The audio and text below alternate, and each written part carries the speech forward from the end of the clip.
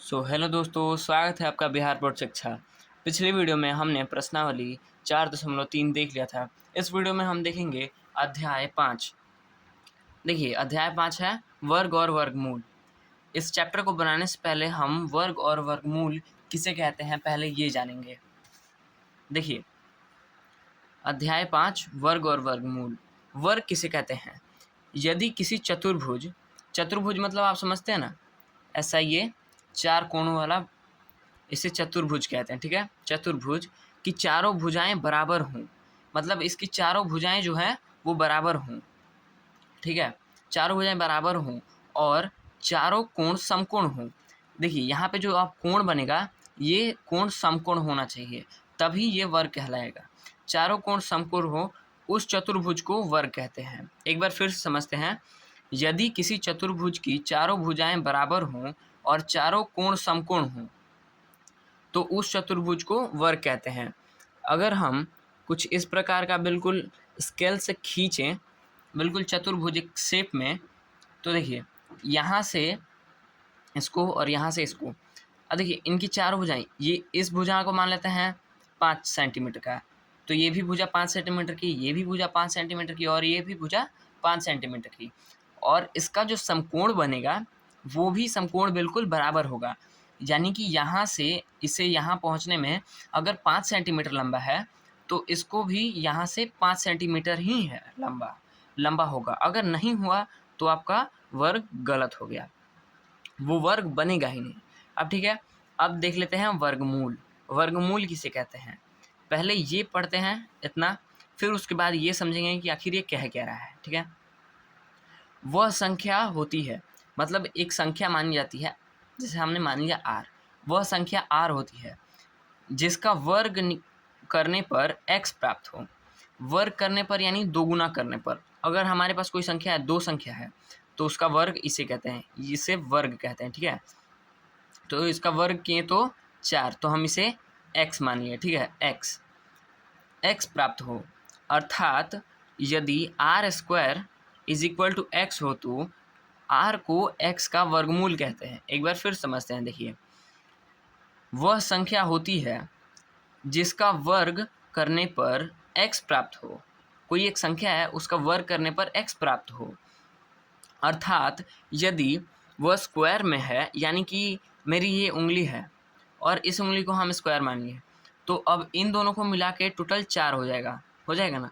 बिल्कुल उसी प्रकार से यहाँ पर भी ये चीज़ है। ठीक है, हो तो r को x का वर्गमूल कहते हैं।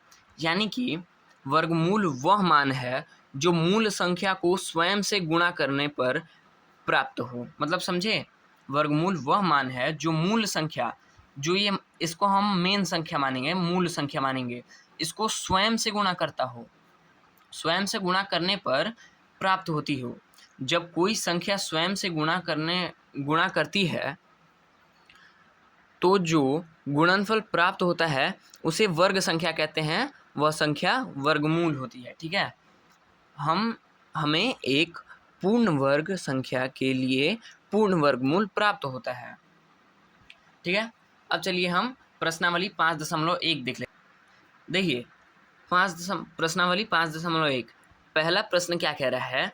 निम्नलिखित संख्याओं का वर्ग ज्ञात कीजिए। जैसा कि मैंने अभी बताया था, वर्ग किसे कहते हैं और कैसे वर्ग होता है। ठीक है, तो सबसे पहले हम इसे कॉपी पे देख लेते हैं। देखिए, ये 42, ये पहला संख्या दिया हुआ है, यहाँ पे आपको दिख रहा है, ये पहला संख्या है 42। तो 42 का वर्ग हम कैसे करेंगे? देखिए, सबसे पहले 42 गुणे 42, ठीक है, तब इसका वर्ग 2 2 4, 4 और 8 यहाँ पे हमारा होता है। देखिए, 2 2 4, और देखिए 2 और 2 4, 2 चौक 8 और 8 8 8 कितना होता है? 16 का 6, हाथ में 1, और 4 चौका 16 और 1 17। ठीक है, ये हमारा पहला का वर्ग। अगर ऐसा ही आप भी सीखना चाहते हैं तो डिस्क्रिप्शन में लिंक है, जाके देख लीजिएगा। मैंने एक शॉर्ट्स में ऐसा ही बना के डाला है ये कि ये कैसे बनेगा। देखिए, ऐसे ही सबको बनाना है। ठीक है, तो हमारा सारा बन चुका है। देखिए जैसा कि हमारा पाँचों बन चुका है। अब दूसरा प्रश्न में भी वही चीज़ कह रहा है, पर इसमें कुछ डिफरेंस है। देखिए दूसरा में कह रहा है निम्नलिखित का वर्ग निकालिए। इसमें भी तो वही था, निम्नलिखित संख्याओं का वर्ग निकालिए। देखिए इनमें जो वर्ग है उनके अंत में 5 है। देखिए इसमें भी 5 है, इसमें भी 5 है, इसमें भी 5 है, इसमें भी 5 है, और 5वें नंबर में भी 115 है, यानी सबके अंत में 5 है। तो देखिए इस तरीके के वर्ग को निकालना बहुत आसान होता है। आइए जानते हैं कैसे। देखिए सबसे पहले 2 नंबर लिख के पहला प्रश्न। देखिए अब यहाँ पे हमारा 25 दिया हुआ है, तो हम इसको क्या करेंगे, 25 गुने 25 कुछ इसी प्रकार से करेंगे। पर जब ऐसा कुछ दिया होता है तो 5 और 5 का स्क्वायर कर दो, यानी कि 5 का स्क्वायर किए तो कितना, 5 पचे 25, और ये जो संख्या है इसकी अगली संख्या से गुणा कर देना है, यानी कि ये 2 है, इसकी अगली संख्या 3 है, तो 3 दूनी 6, ये हमारा आंसर। ठीक है, तो इसी प्रकार से हमारा यहाँ पे सारा बन चुका है। देखिए दिख रहा है। देखिए इन सभी में वैसे ही किया है। यहाँ पे दूसरा में है 55, तो 5 का स्क्वायर किए हैं तो 5 पचे 25, और 6 का अगला संख्या, 5 का अगला संख्या 6, 6 पचे 30, 3025, ये हमारा आंसर। ठीक है, यहाँ पे है तीसरा 95 95, 5 का स्क्वायर किए 5 पचे 25, और 9 का अगला 10, तो 10 को 9 से गुणा किए तो 90। ठीक है, अगला है 105 105 105, 5 का स्क्वायर किए तो 5 पचे 25, और 10 का अगला, ठीक है, तो 10 का अगला संख्या 11, तो 11 को 10 से गुणा किए तो 110। हम अगला पाँचवा है 115 115, यहाँ पे 5 का स्क्वायर 5 पचे 25, और 11 का 12 से गुणा किए। देखिए यहाँ पे तो 12 12 2 3 1 132 132 125। ठीक है, आंसर हमारा निकल चुका है। अब तीसरा नंबर हम देखते हैं।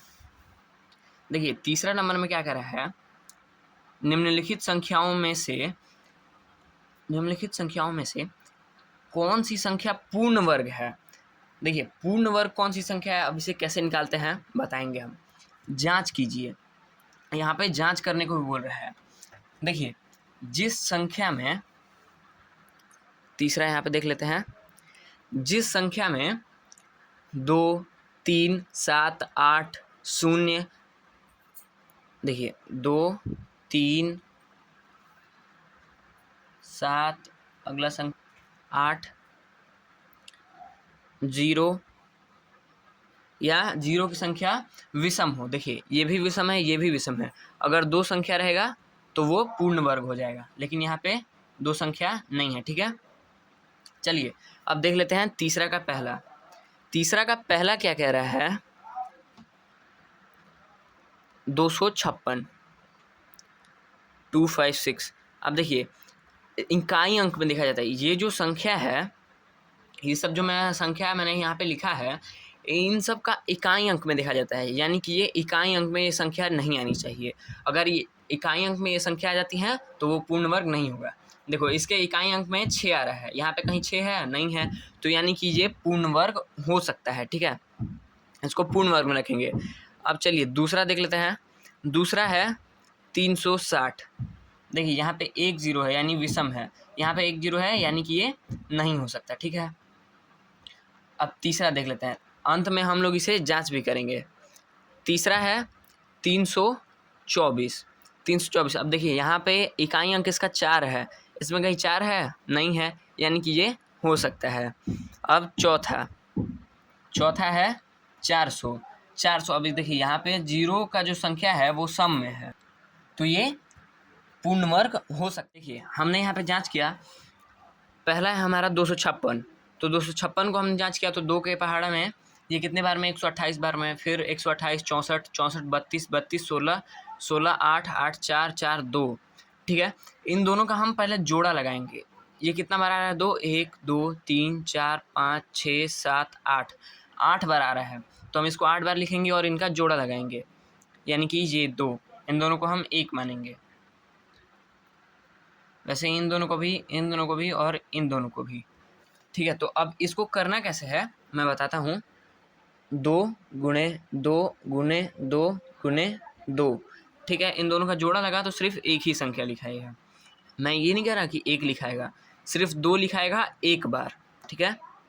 तो 2 गुने 2 दूनी 4, दूनी 8, दूनी 16, यानी कि यहाँ पे 16, ठीक है। 16 का हम स्क्वायर करेंगे, वर्ग करेंगे तो हमारा इतना प्राप्त हो जाएगा, यानी कि ये पूर्ण वर्ग है। अब देखिए वैसे ही दूसरा नंबर 360 है, तो 2 के पहाड़ा से पहले जाएगा तो 180 बार में, 180 2 के पहाड़ा में 90 से जाएगा, पर 90 तो 2 के पहाड़ा में नहीं जाएगा, 90 2 के पहाड़ा में 45 बार में जाएगा, 45 2 के पहाड़ा में नहीं जाएगा तो 3 के पहाड़ा में जाएगा। 15 × 45 और 3 5 15। देखो यहाँ पे इन सब का जोड़ा लगाना है, जोड़ा लगेगा। देखिए 2 का लग गया, 3 का लग गया, पर 5 का और 2 का, यहाँ पे ये 2 बच गया ना, ये 5 बच गया और ये 2 बच गया, इन दोनों का जोड़ा नहीं लगा, तो ये हमारा गलत हो जाएगा, इसका नहीं होगा। अब देखो वैसे ही तीसरा नंबर है, तीसरा नंबर 324 है। 324 का 2 से गुणा करेंगे तो 162, 162 को 2 से 81, अब 81 को तो 2 के टेबल से जाएगा नहीं, तो 9 बार में 81 और 9 बार कट गया, यानी कि इसका जोड़ा लगाएं तो देखिए 2 कितना बार 2 बार आया और 9 कितना बार आया 2 बार आया, ठीक है।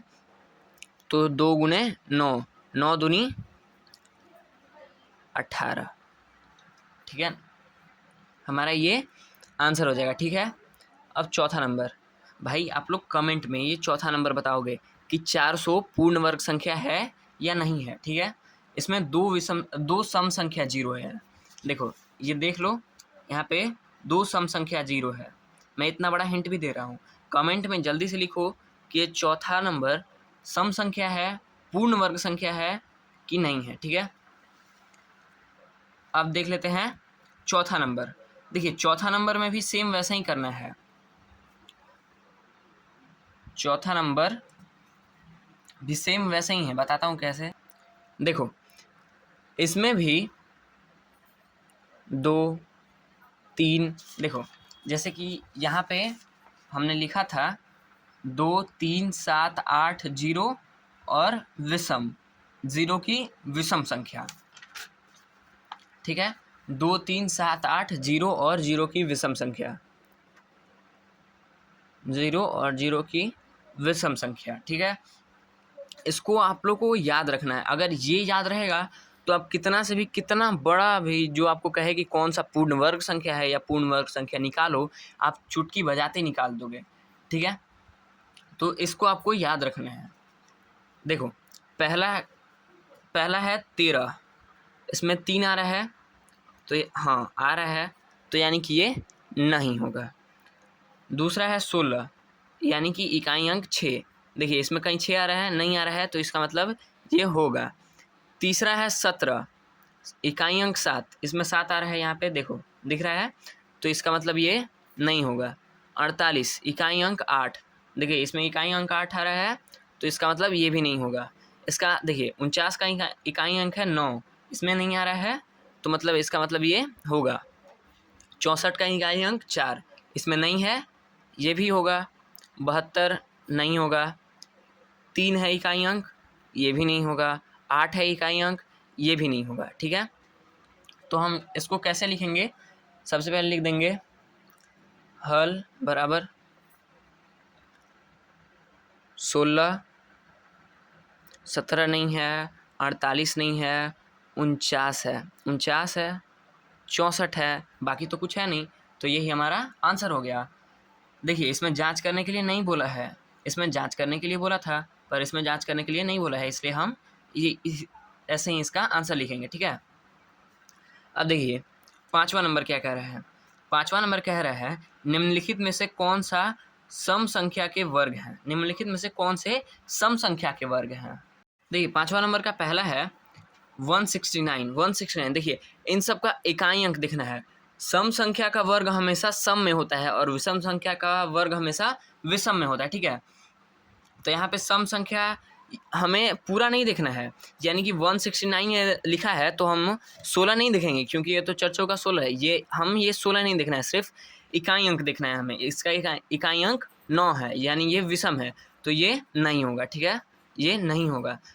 दूसरा है 196, यानी कि इसका ये इकाई अंक 6 है, तो ये होगा। 256 256 का इकाई अंक 6 है, ये भी होगा। 1296 1296 इसका इकाई अंक 6 है, ये भी होगा। और 6561 का इकाई अंक 1 है, यानी कि ये नहीं होगा। ठीक है, तो हम 5वां नंबर में कैसे लिखेंगे? हल 196 256 और 1296, ये हमारा आंसर हो गया। अगर इसमें कहता कि जांच करिए तब हम इसे जांच करते हैं, पर यहाँ पे कुछ नहीं कह रहा है। ठीक है, 5वां। वीडियो ज़्यादा लंबा हो रहा है, नेक्स्ट वीडियो में हम प्रश्न 6 से देखेंगे। मिलते हैं नेक्स्ट वीडियो में, तब तक के लिए धन्यवाद।